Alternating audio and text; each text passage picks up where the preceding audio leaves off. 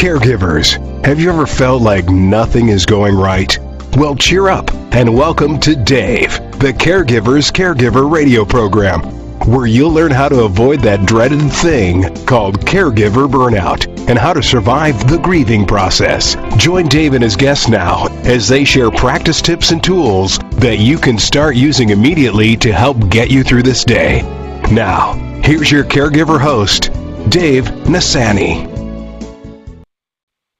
Hey, from Los Angeles, and usually from New York and Manhattan, a big LA welcome and a big Apple welcome to my listeners out there in Radio Land. I'm Dave, the Caregiver's Caregiver, caregiverdave.com, and our lovely co-host Adrian Gruberg from the Caregiver Space is not going to make it today, so it's just me and my guest Mark. So anyway, we're coming to you live and on demand 24/7 on 16 global audio and video platforms, including iTunes, YouTube, Spreaker, SoundCloud, Vimeo, Stitcher Radio, Blog Talk Radio.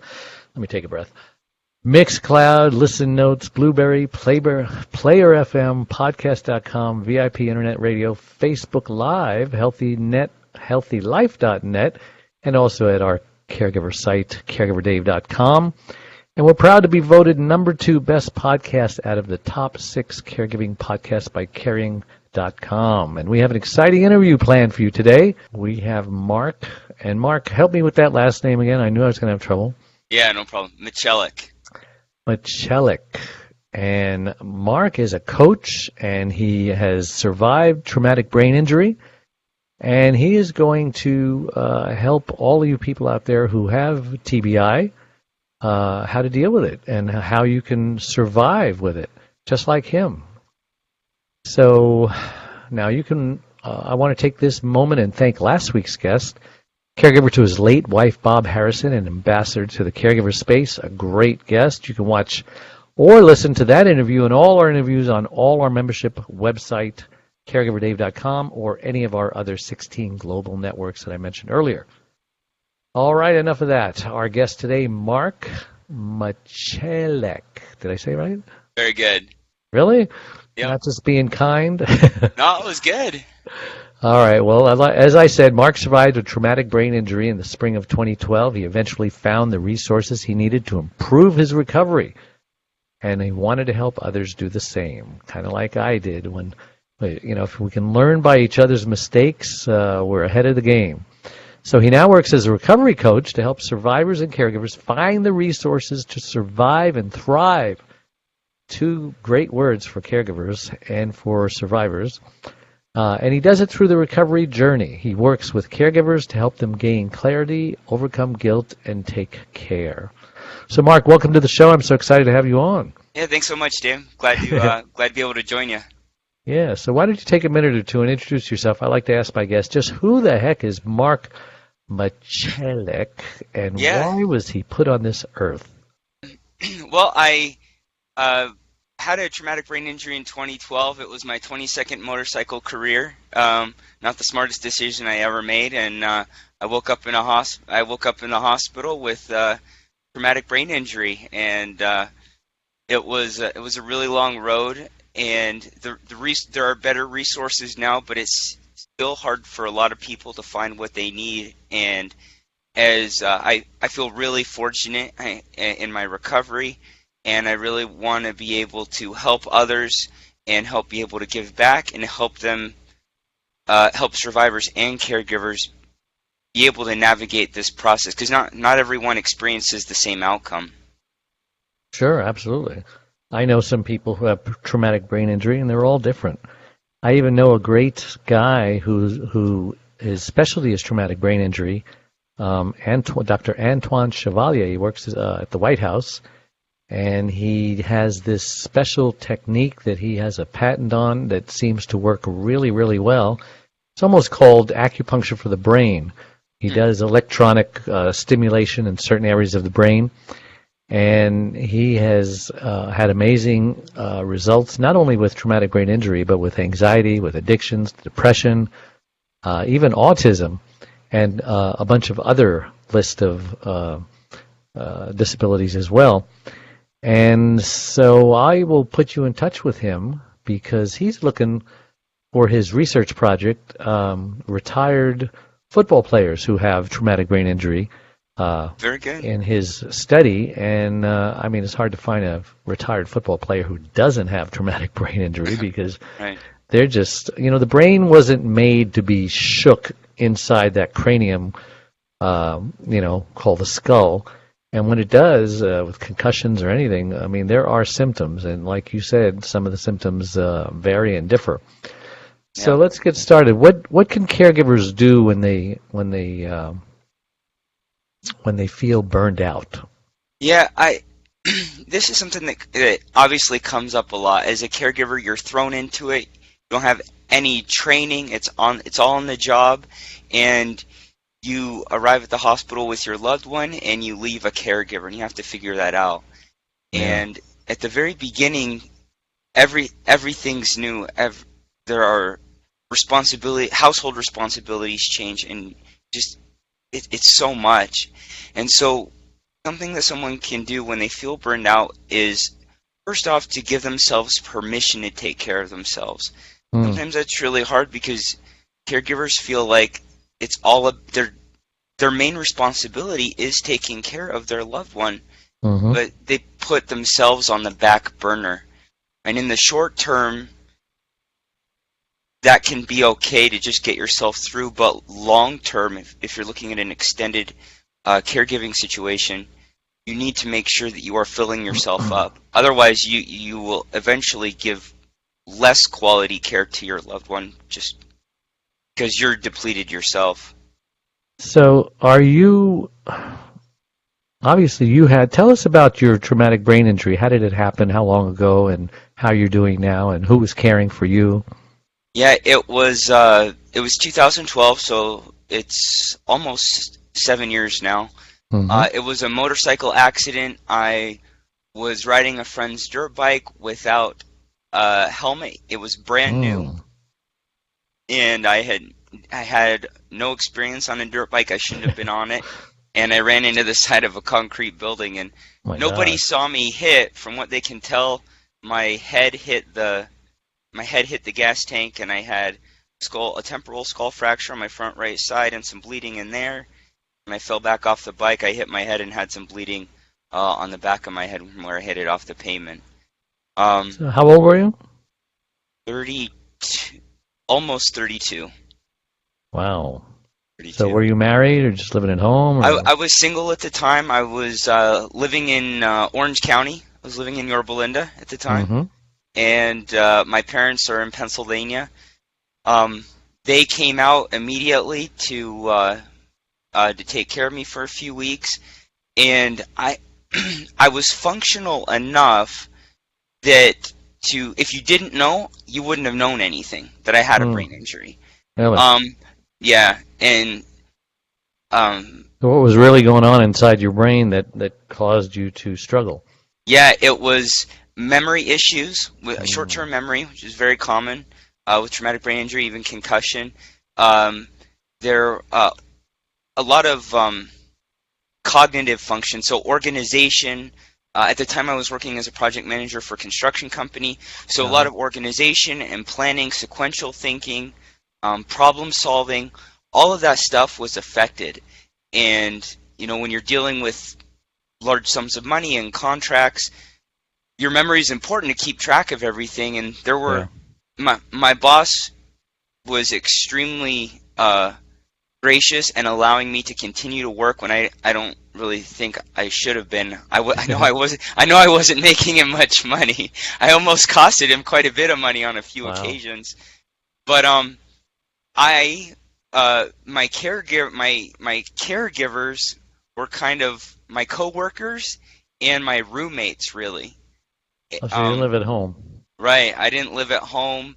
There was a period of time, 3 or 4 months after my injury, where I was really getting frustrated, and I almost just threw in the towel. And in a weekend, my roommates had gone on a trip, and I almost just packed up all my stuff and drove cross country to Pennsylvania. But I decided to call a good friend at the last minute, and he kind of talked me off the ledge. But it's really tough, and not all when it comes to brain injury, not all doctors are created equal. even neurologists that you would think are brain doctors and should all be up to date on what's going on. There's a lot of, even just in the specialty of neurology, there's a lot of different specialties and stuff.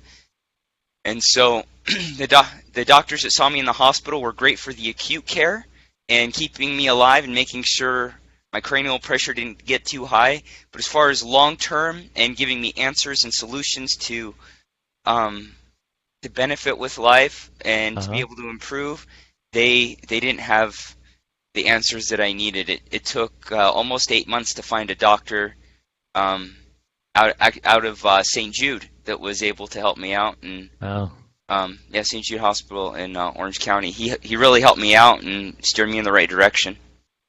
Were you able to connect on Facebook Live to simulcast Yes. this? Oh, good. Yes. Thank Glad you. to hear that.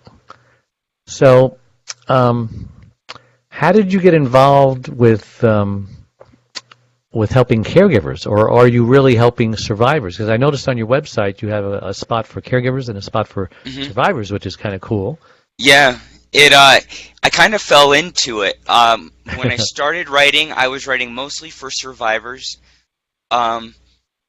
But as I wrote more articles, I started getting lots of feedback from caregivers about how helpful it is to see the perspective of someone that's been through a brain injury.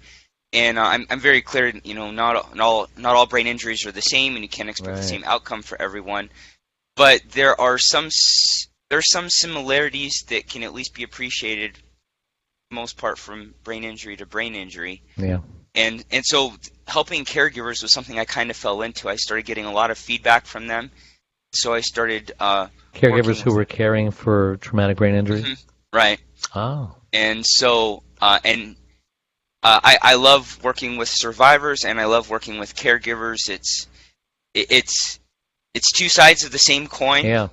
There's a lot of the same processes and the same changes happen to both, and they process them differently, and kind of helping them to be able to come together, and it's really rewarding. Sometimes it seems that TBI is contagious, that the caregiver will start exhibiting the same symptoms that the that the survivor is. Is that just kind of a weird occurrence? Sometimes or is there some science behind it. I don't know. In my experience, the memory issues sometimes will happen to the caregiver, and I think mostly that comes from overwhelm, at least from what I've been able to see. If a caregiver can improve their self-care, it can help them to kind of leave some of the stress and some of the pressure and help themselves out. Yeah. And I also found out from my friend, Dr. Chevalier, that many people have traumatic brain injuries that they don't even realize they have, because kids are always bumping their heads, or in football, or wrestling and whatever. And oh yeah, I remember one time for example, my daughter, I think I dropped a hammer on her head one time, and you wonder if that has affected her. What do you know about unknown traumatic brain injuries? Is it common? Does almost everybody have one? It wouldn't surprise me. I haven't done a lot of reading on that subject, but sometimes when you're talking about children and we say, well, Johnny got a concussion. A concussion is a traumatic brain injury, and there are much better resources now to diagnose and to help Johnny recover, through school and athletic activities. But so Johnny should have had an MRI or a CAT scan or what? Yeah, there's some good studies coming out. One last week. There's some good studies coming out revamping concussion approaches for children, both in the acute setting of scans that they might need, as well as helping them regroup to get back to school and to get back to life. So concussion, the word concussion has been around for decades and decades. I mean, even when I was little, I knew what a concussion was, but traumatic brain injury, that's kind of a relatively new term, isn't it? Is it the same thing as a concussion, or is it different? A concussion is a type of brain injury. It's what we would call a mild traumatic brain injury. But not all mild traumatic brain injuries are concussions. That it kind of depends on how the brain moves and the damage that's done and what happens. But traumatic brain injury, the term has been around in the medical community for a long time, but in the last 5 or 10 years, it's gained a lot more traction, especially in the last 5 years. Since my injury, there are many more resources now. I see. Great Facebook groups to help out. It's become a lot more. There's a lot more awareness around it. So getting back to caregivers, what can caregivers do to find peace and energy? Those are two rare commodities in a caregiver's life. As a caregiver myself, I know. Right. So one of the things that I work with caregivers on is a self-care plan. I do that pretty frequently. And so we look at really what are their responsibilities, what are the demands on their time, which are quite large, but then also what gives them fulfillment, what gives them peace. And that can come from a few different areas. A big one that I look at a lot is what are you doing in your free time? Are you doing things that will help renew you? And it depends on the age of the person, but two big things that are kind of the go-to for most people nowadays is TV or social media.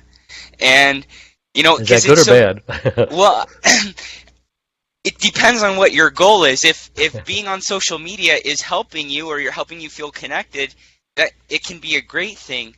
But if it's your default activity because it's what's convenient, you end up spending your time there, but you're not getting a lot back out of it. Right. And so I look at things. What gives you fulfillment? Does making music give you fulfillment? Does making art give you fulfillment? Does reading give you fulfillment? Does writing give you fulfillment? And it can be difficult to help them take the effort when they're already exhausted to begin with to go to do that. But over time, as they make those changes to those activities, it can be very helpful. Yeah, my wife, for example, she had a stroke, and so oxygen was deprived from a part of her brain for over 3 hours, which caused brain injury. Probably some of the same symptoms that traumatic brain injury would exhibit, but hers is severe. She cannot speak anymore. She has something called global aphasia. She knows what she wants to say, but she just can't remember how to move her mouth and her lips and her tongue to say the words. She knows what she wants to write, but she can't always remember how to spell the word.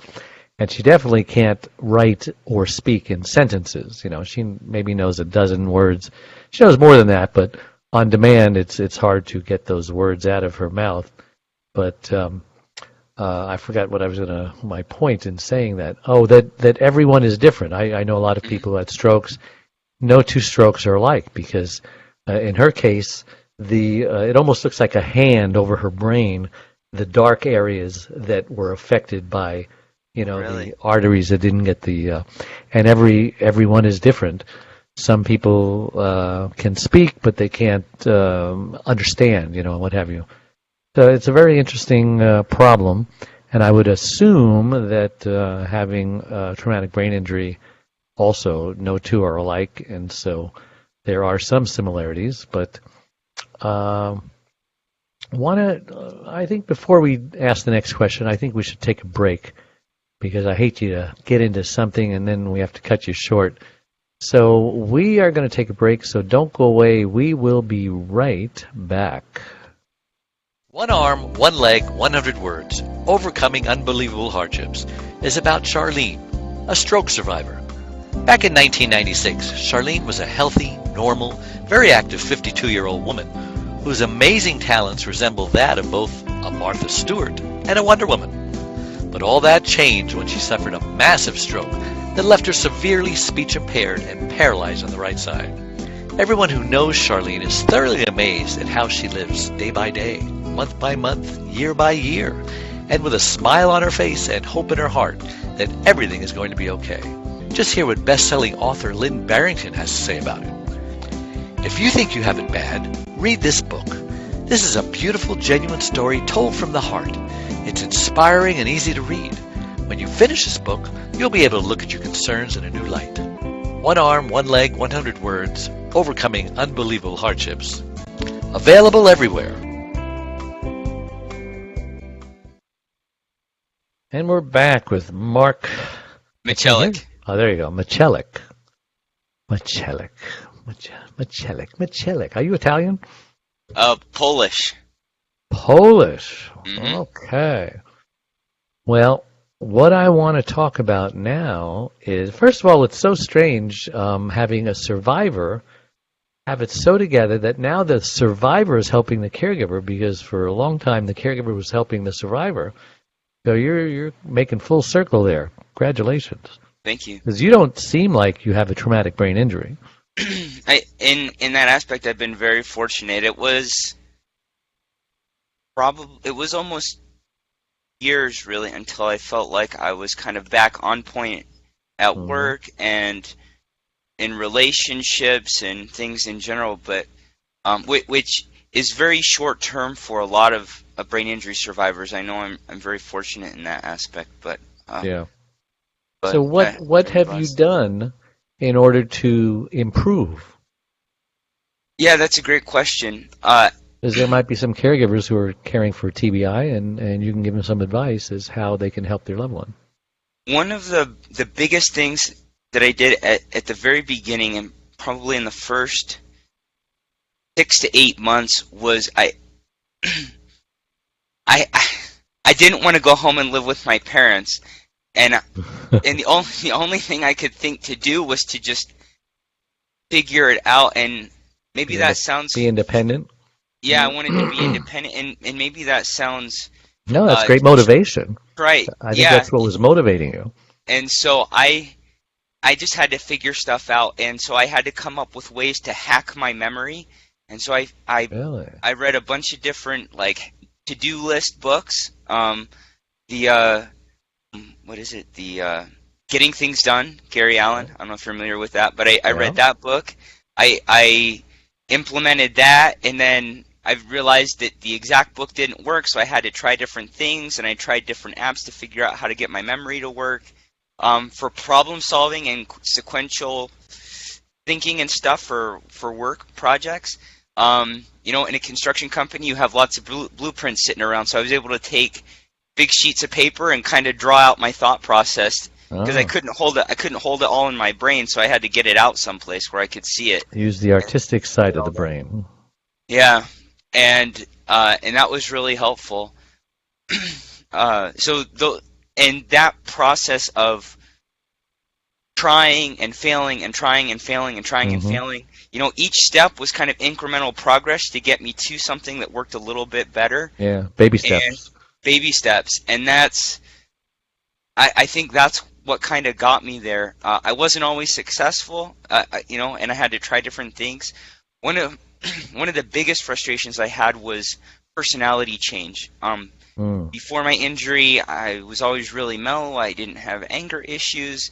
And then after my injury, all of a sudden I had this temper that would just go off at anything. And it was worse in the beginning. It's gotten better now. Yeah. And stroke victims have that same problem, a personality change. If they were a nice church-going person, all of a sudden they're cursing. Or vice versa, And it's just something chemically in the brain. Yeah, like stuff gets shaken up and stuff isn't talking right to each other. Cocktail. And so with that pre-injury, I would always manage stress by exercise. I'd go out for a run and blow off stress. It'd be great. I could clear my head. And then post-injury, I couldn't run for like 8 to 12 weeks till some other broken bones healed. I went out for a run and I thought, this is going to be great. I can blow off all this stress. And the runner's high lasted for 20 minutes. I was so disappointed. I was heartbroken. And that was the hardest part, I think, of my injury, was learning to manage that anger. Eventually, when I saw the doctor, he helped put me on a mild mood stabilizer that took the edge off. And so that, combined with exercise, has really been what's helped a lot. Yeah, this is good for multiple sclerosis, the cognitive type as well. They have very similar issues that they're dealing with. So to summarize, you got to want to get better. You can't just be depressed and stay in bed and feel sorry for yourself and woe is me. You got to be motivated. In your case, you wanted to get out of the house of your parents, which is a great motivation. I wanted to stay out of the house of my parents. Stay out of the house. Yeah. Yeah, because sometimes it's depressing for an adult child to move back into the home, and that's a depressing thing anyway. It's like, oh my gosh, when I left, I was going to conquer the world, and now, whatever happened, and now I'm back, and so you want to get over that. Then read, and do mental exercises, what you call hacking.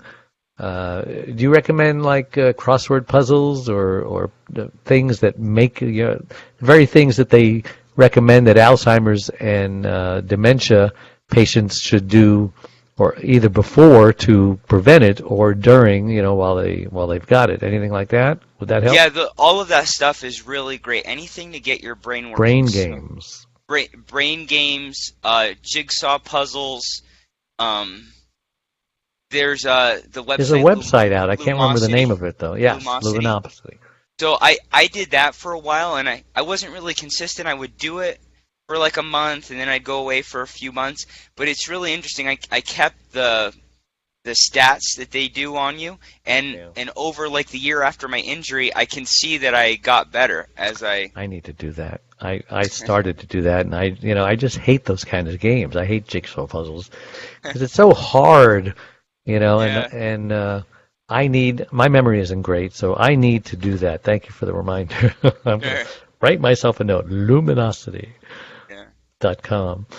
Anyway, and then try different tricks, like what you said, using the artistic side, or the left side or the right side of the brain. One is logic, one is artistic. Sometimes when my wife just can't write a thing down, I'll say, well, draw me a picture. And sometimes that helps because different part of the brain. Yeah, very good. So together on one thing you mentioned about like you have to want it, is sometimes it doesn't matter how much you want it. And there's you could even just want it a little bit. Right. So I'm involved in a lot of brain injury Facebook groups, and I am amazed at the creative approaches that people will come up with to work around their injury. Really? And of different strategies that they'll come up with for whatever their mental or physical challenges. But sometimes even when you come up with that workaround, it doesn't mean you get to go back to work. It doesn't mean that that you don't have to live with your parents. And that's some of the other work that I do about how do you approach this new reality and turn it into a constructive thing, because it is, without beating yourself up. Right, or if you're a caregiver, how do you work with your loved one that is now facing this loss of independence? Yeah. And so I really agree that incremental progress and trying and failing is a very valuable process, but there is some reality to what point will you recover. And as the survivor, you're the only one that really knows that. Well, that's a good place to take another break, so don't go away. We will be right back talking with Marc. Sounds good. We are a community of caregivers that understands and supports you wherever you are in your journey. We are a place to connect with other caregivers, but more importantly, a place to get practical, actionable help. There are lots of ways for you to get support. First of all, you can download our welcome pack. This will get you started on your Thrive journey. Next, you can ask and get answers to your questions by posting them here in our private Facebook groups. You can also get live online support by attending one of our live weekly Connect webinars. You can get practical, actionable advice by listening to our weekly podcast. You can hear and read other stories about other caregivers' experiences.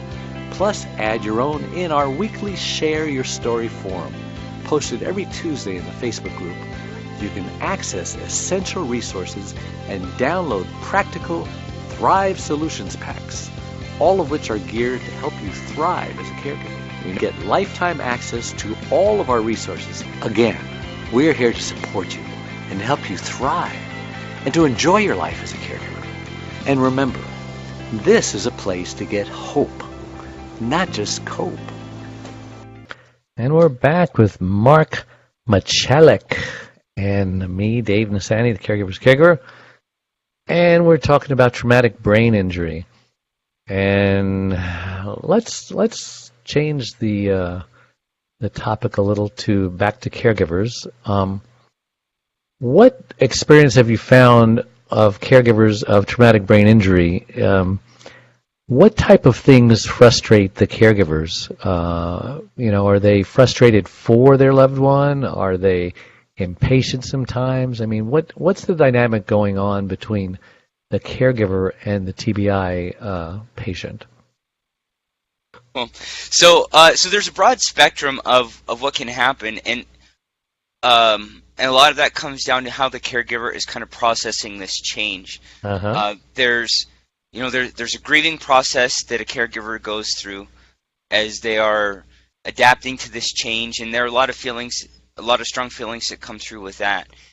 One of those feelings is anger. Another stage of grief is depression, and both of those two feelings can really play a lot off of how the caregiver is feeling towards their loved one. And there can be resentment, there can be irritation, there can be feeling of disbelief that the brain injury isn't even real and that the person is making it up. And I experienced that a little bit where I looked once I healed and I had a broken wrist, and once that came off, there was nothing to tell anybody that there was anything wrong. Yeah. And so I experienced it there. I experienced that, and that's very common for caregivers to have when they can't see anything physically wrong with their loved one. Is the brain injury real? Yeah. So. And then there's the other side where they totally get that the brain injury is real. They know that their loved one wouldn't be acting this way unless something was going on. And they are totally in their corner and doing everything that they can. And those people that kind of get to that corner faster tend to be the ones that go through the grieving process a little easier and kind of come out on the other side to acceptance, to be like, this is where we're at. Where do we go from here? And I would imagine that when the survivor is a spouse of the caregiver, there's even a more dynamic change and maybe more impatience, or maybe any spouses of caregivers who are suffering from TBI? Yeah, it's all of a sudden change the marriage, huh? It changes the marriage quite a bit, and it depends which spouse was injured. Yeah. If it's is it worse for the woman or worse for the man? That's kind of a situation by situation. If it's a woman, if the wife is the one with a TBI, then the husband has child care responsibilities that he has to take over, and figuring out the kids' routine, and the poor wife with the brain injury is trying to help get the husband up to speed, but they're both frustrated. And if it's the husband, there's a lot of times financial responsibilities that go with that. And if it's a situation where both spouses are working, there's financial implication no matter who gets hurt. Right. And also it could be just add another child, because now my husband, sometimes I have to treat him like a child.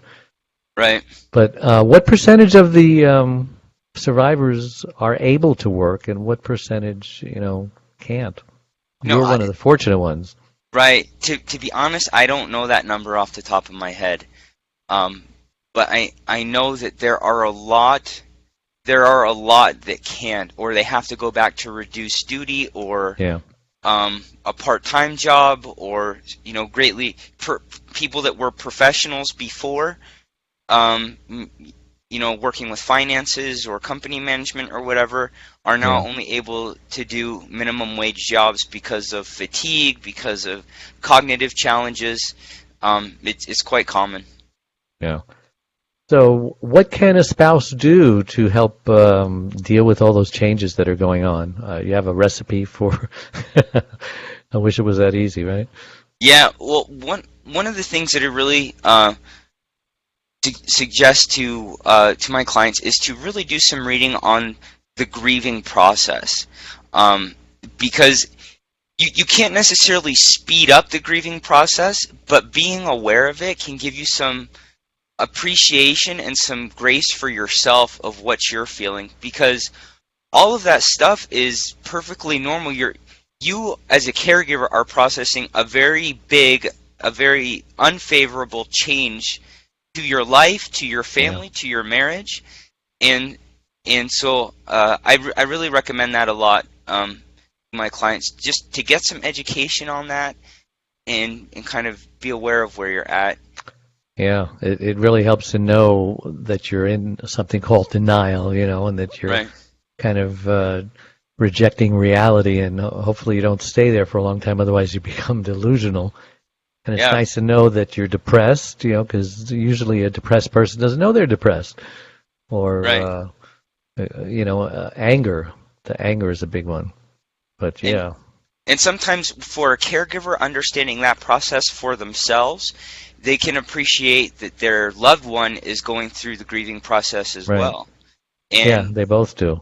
And that's why caregiver support groups are so helpful, because you say, oh my gosh, I met somebody who's feeling what I'm feeling, and they share stories, and just, okay, this is normal. It's normal for me to be feeling this way. Okay, I'm not crazy or whatever.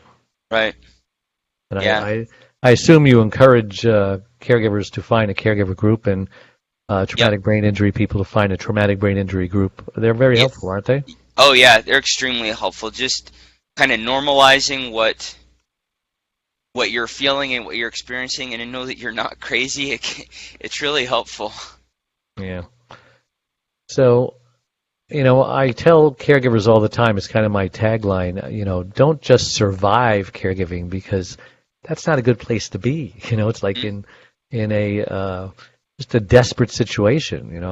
When somebody invited me to a caregiver support group, I didn't even know what it was, but I was desperate, so I went, because anything had to be better than what I was doing. Yeah. And so the other part of my tagline is don't just survive, but to thrive. So what do you think would help caregivers strive in stressful situations like that? And even the traumatic brain injury patient, how would they both survive? Yeah. How would they Not both survive? I'm sorry. Thrive is what I meant to say. Yeah. We don't want them to survive. We want them to thrive. Yeah. So there are a couple of things. A big thing is kind of reinventing the relationship. So if it's a parent and a child, or a spouse caring for the other spouse, is to reinvent the relationship. The expectations that were there cannot be there at least for now. Yeah. And so that's kind of a group process where you sit down and you say, well, maybe the caregiver asks, well, what can you put into the relationship? And the survivor says what he can put into the relationship, and the caregiver says, okay, this is what I'm going to do. And they have to decide together that that's going to be okay. And having that conversation and making it detailed and making it real helps both of them kind of acknowledge, kind of reset expectations and say, okay, this is what we're doing now. And as things progress, every few months they should sit down and revisit that conversation. Is the survivor capable of doing more? Right. Is the survivor capable of doing less? And do they have to readjust what their plan is going to be moving forward? And so where relationships are so affected like that, having that conversation can really help them to thrive long term and not just kind of survive each of them in their own corner without talking to each other. Yeah. Well, we're going to take another break, so don't go away. We will be right back with Marc Macialek. Dave Nasani, the Caregiver's Caregiver, has just released his 6th book entitled It's My Life Too. Reclaim your caregiver sanity by learning when to say yes and when to say no. It was specifically written for caregivers who know they should be putting their needs first, but just don't know how. Dave is the sole caregiver to his wife, Charlene, since 1996. He knows firsthand what caregivers are going through because he is one. And he now speaks all across the country offering caregivers his incredible caregiver support package. Even the airlines tell us that in the event of an emergency, to put your oxygen mask on first before you help your child with their mask. They know that those who don't heed their advice often black out, thus becoming unable to help either themselves or their child. And caregivers are exactly the same way. It's My Life Too. Reclaim your caregiver sanity by learning when to say yes and when to say no. Will help caregivers who are neglecting their sleep, diet, and social life, and learn to put their needs first. Pick up your copy today, or buy one for your special caregiver. On sale everywhere, and at caregiverscaregiver.com. And we're back. This is Dave, the Caregiver's Caregiver radio show, and with my guest, Marc Macialek. I'm Dave Nasani, caregiverdave.com. And we're talking about traumatic brain injury. And how can we constructively communicate with the loved one who has the brain injury? Because sometimes communication is rough, isn't it? Yeah, where there are personality changes and there's a lot of friction and tempers are flared really easy, and that's not Sounds necessarily like fun. Yeah, it's not necessarily just from the survivor either. Right. Nerves are kind of tense on both sides. Sure. Impatience. And so something we can do to constructively communicate is to try and make it as non-confrontational as you can, which can be really it can be difficult when the other person gets flared up really easy. But being able to sit down and say, "Sweetie, I need help here. Things aren't working out." Yeah. And being able to talk together, and as the caregiver, you know what's not working well. And so something to do is to maybe come up with some questions beforehand to help your loved one kind of come to that realization on their own. Yeah. And that's not 100% foolproof. There are some brain injuries that affect a part of the brain of self-awareness. Yeah. And when that's affected, it becomes much more difficult to be able to have those conversations, especially between spouses where we feel more at liberty to express some of those rough feelings. In situations where that's happening, if there is a trusted person outside of the family that the survivor relates to, sometimes you can help bring them in to have some of those conversations. Objective third party. Right. And if you trust your doctor and you have a good doctor that's helping you, sometimes they can do that because the doctor's objective, and sometimes we view them as an authority figure, so we're not as likely to push back as much. Yeah. Those are a couple of things. What's behind you? I don't know if you did that on purpose, but that looks like a nice little exercise or a way to organize your day, right? Yeah. So this you is didn't actually plan that, right? No, I didn't. This is for a speech I'm giving in a few weeks.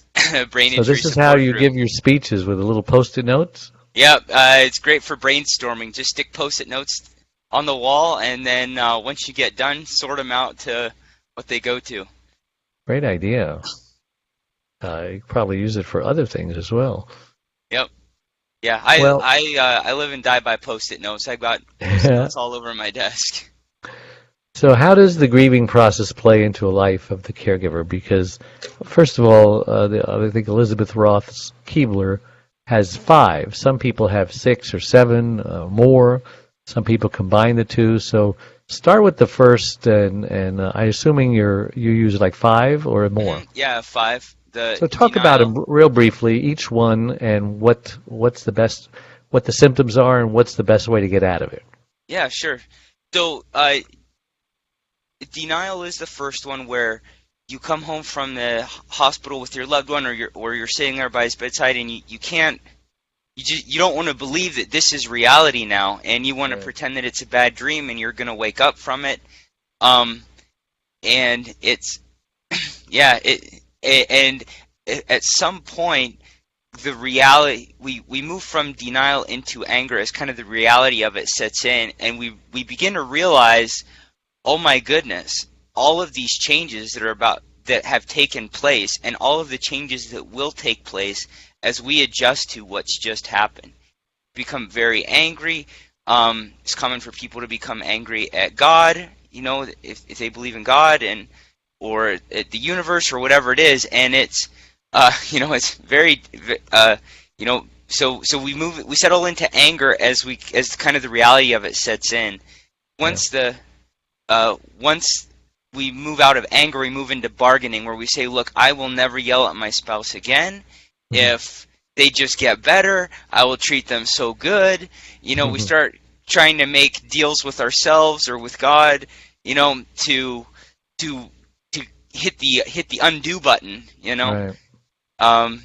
And we move, then from bargaining, we move into depression as the weight of it, and the reality is, wow, I can't believe this. And common for people to go into kind of a shutdown mode, to stick their head in the sand, and they just become overwhelm is very common here, as they're just, the weight of it settles on them.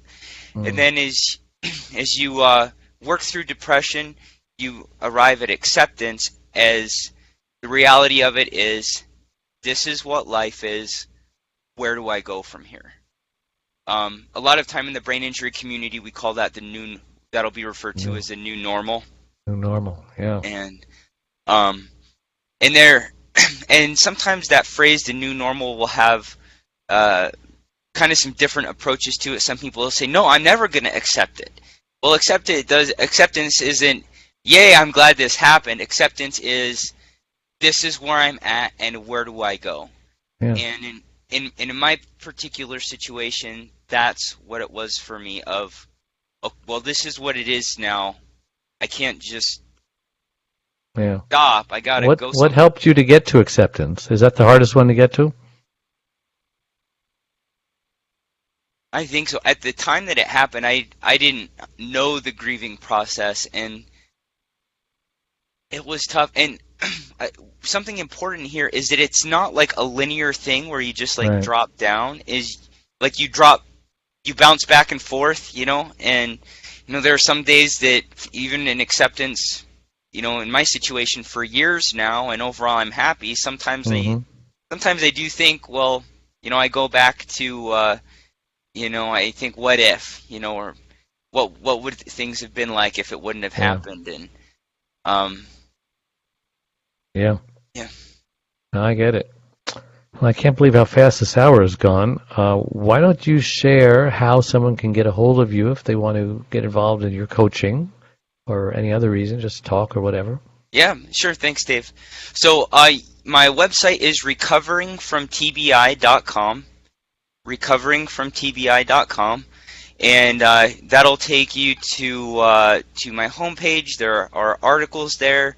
There are a couple of buttons, as Dave mentioned, for caregivers and survivors. It will take you to some of my best resources, whichever side of the brain injury coin you're on. You can follow me on Twitter at recoverfromtbi. And if it's okay with you, Dave, I'd like to give something to your listeners. If somebody's interested and they want to reach out to me and they're curious about the coaching session, I'd like to offer a 30% discount on any of my packages to any of your listeners. Coaching packages? Yes. So. Thank you.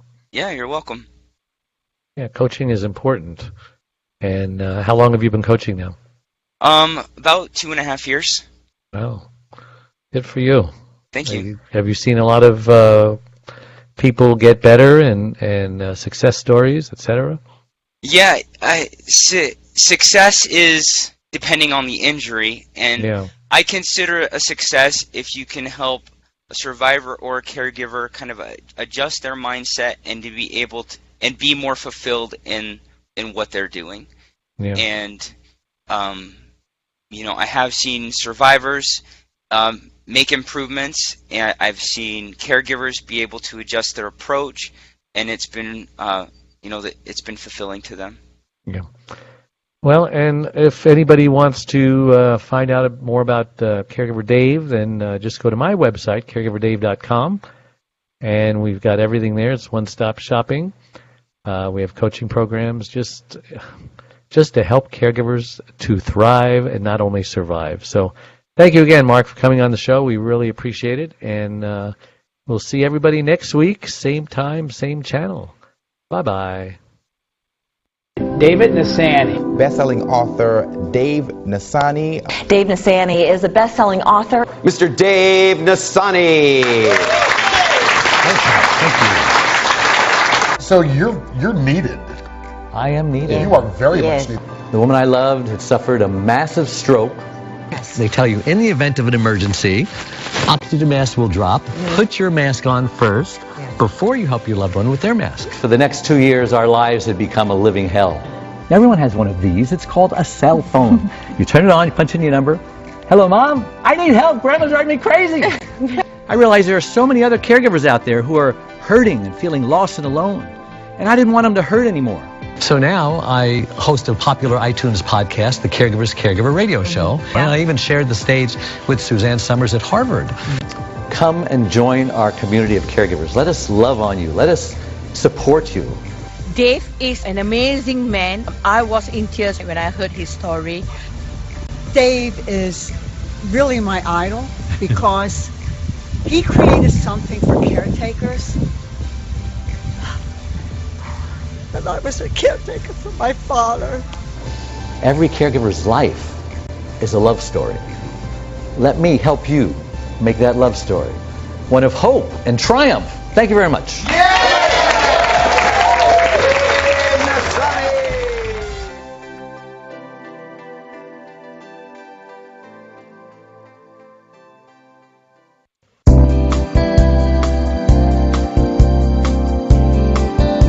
Thank you for listening to the Caregivers Caregiver Radio Program with Dave Nasani.